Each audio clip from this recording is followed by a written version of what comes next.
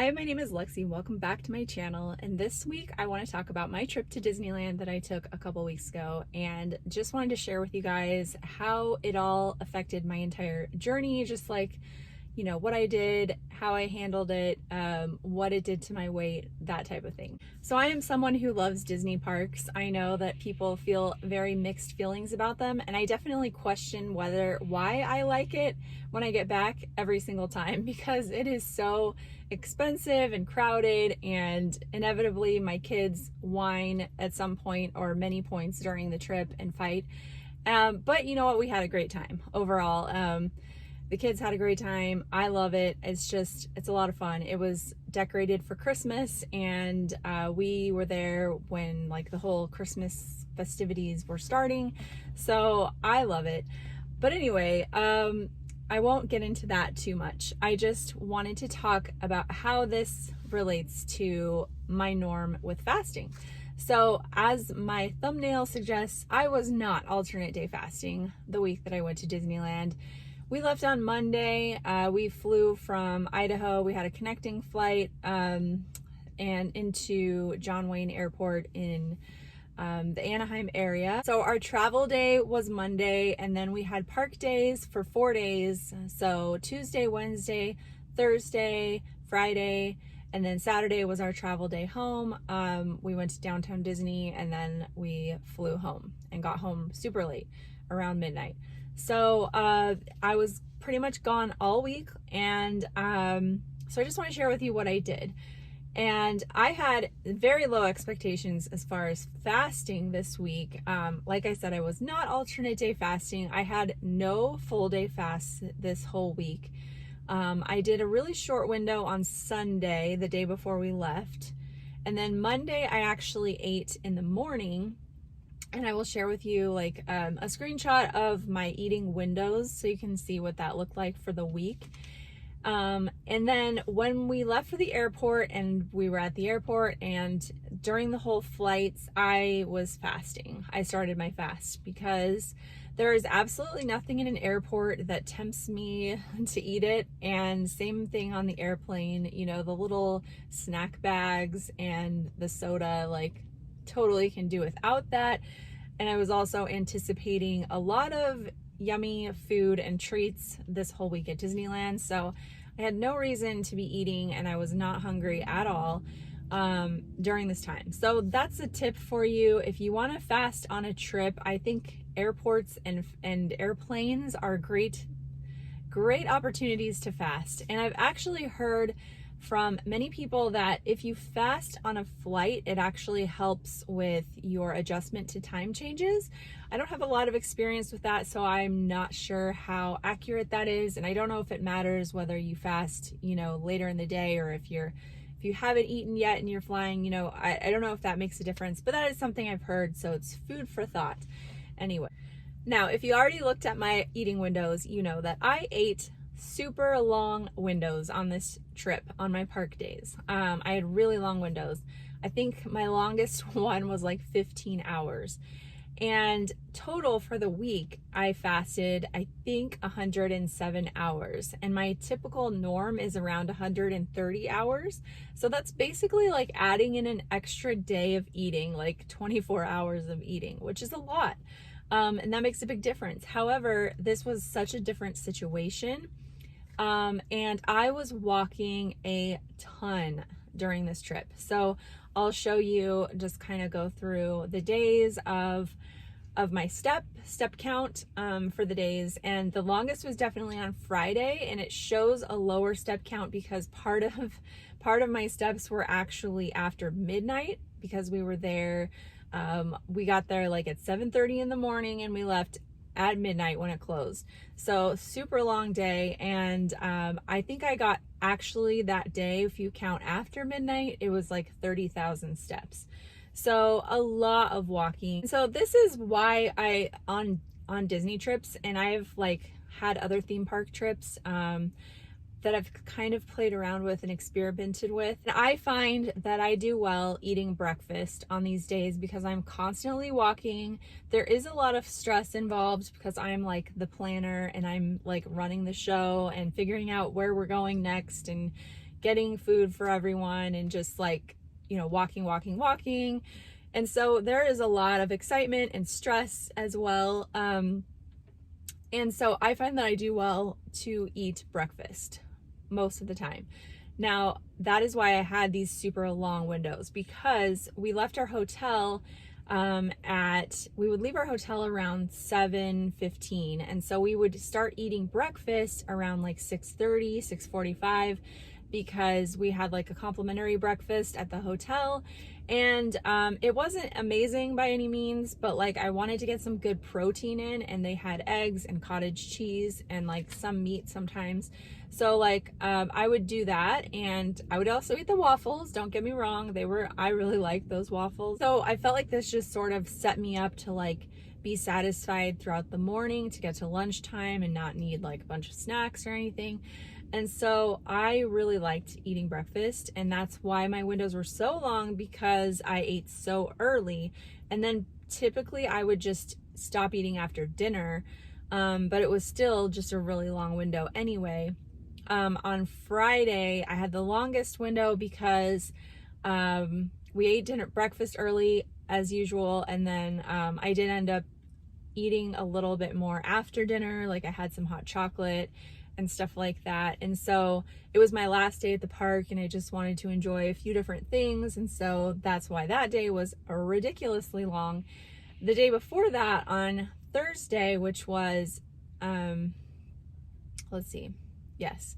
So on Thursday, I fasted in the morning. I skipped breakfast. So day 3, I skipped breakfast. And I would really recommend this as a little bit of a hack, because if you kind of give yourself a little bit of a shorter window when you're having longer windows after a couple of days or whatever, I think it kind of helps to sort of break things up, switch it up, give your body a little bit of a rest that it might desperately need at that point. And I definitely did.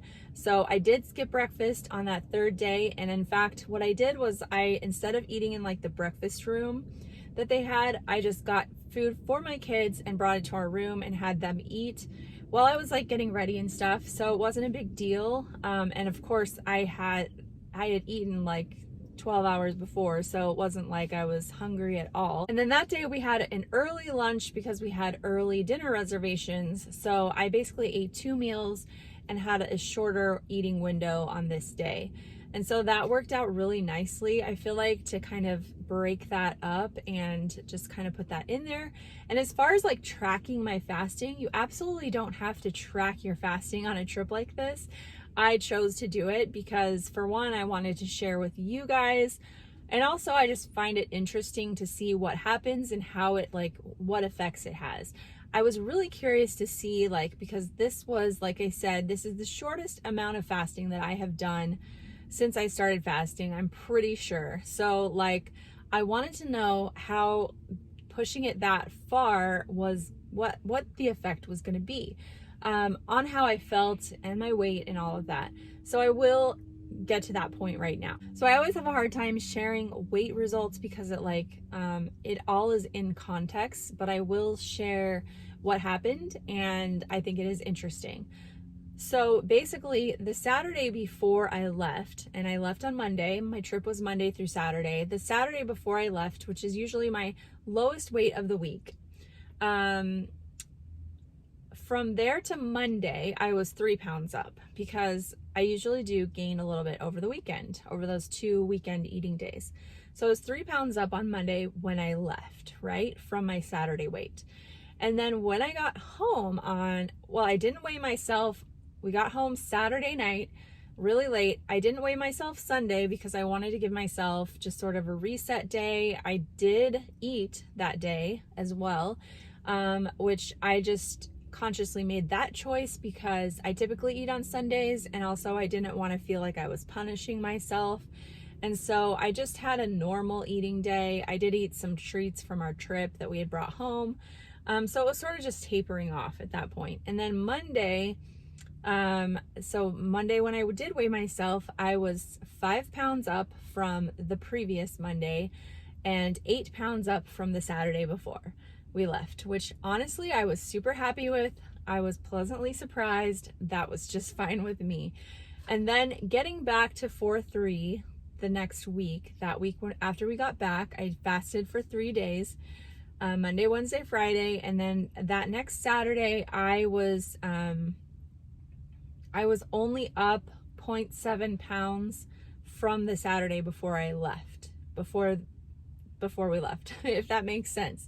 So getting back on track, the net change from that was about a little less than a pound. So that is crazy when you think about how little I fasted, how much I ate, how much junk I ate, all of that. It's pretty crazy.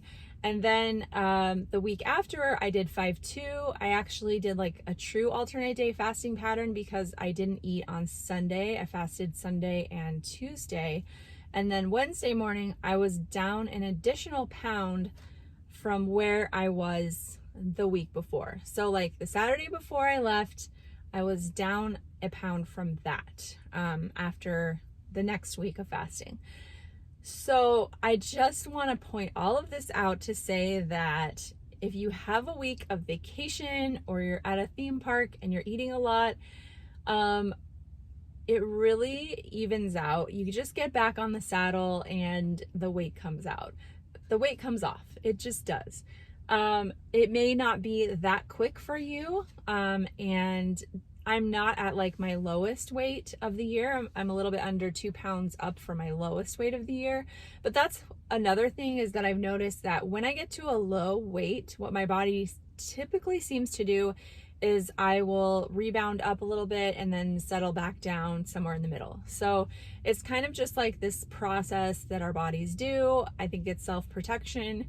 And it's just like, it's a trend, right? You just have to look at the overall trend. Now, I also wanted to contrast this to a trip that I took in 2019 when my family went to Disney World. I'm pretty sure I have shared about this on this channel as well, but I was doing keto and some fasting, sort of experimenting with fasting at this point. So when I went on this trip to Disney World, I had been doing some fasting. I did like OMAD leading up to the trip, and then I did a 2-day fast, and I was doing keto also. And then I just totally let loose, went on this trip to Disney World, and when I got back, I was 15 pounds up. And I was so discouraged at that point. And I just want to throw that out there that I do now realize that the reason that my weight was up so much is because I'd not only been fasting, but I hadn't been eating carbs. And then I added in a bunch of carbs, and that really adds a ton of water weight. And so if I had gotten, back to whatever I was doing, it would have come off quickly, but I was so discouraged by that because I was just up so much in weight in such a short time.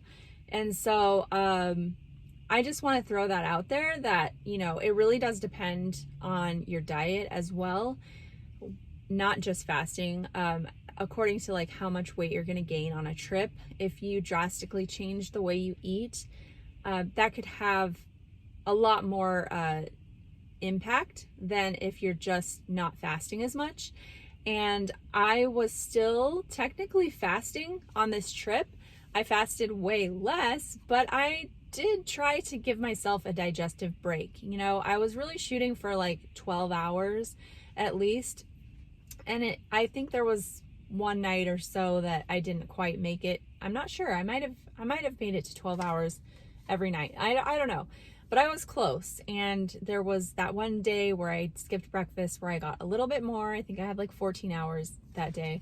So I was still giving myself a rest. And I think that's important, to just look at it as, you are shifting things around, but you're not like throwing this lifestyle out the window. You're just changing things up, living your life, and it can have benefits as well. I think that it can be like a metabolic boost because, eating more and more calories and all that, like I don't count calories, but just adding in more food volume can give your body kind of rev up that metabolism, and then you slow things down and it evens out, but it can help you in the long run. And it really just gives you a mental break as well. Helps you to feel normal, helps you to feel like you can live your life. And so that's why I wanted to share this experience, not because you need to do what I did or whatever, because I have done various different things in these situations. And it really is always a learning experience. So I just wanted to share this experience with you. And I hope you're doing well. Thanks for watching. Bye-bye.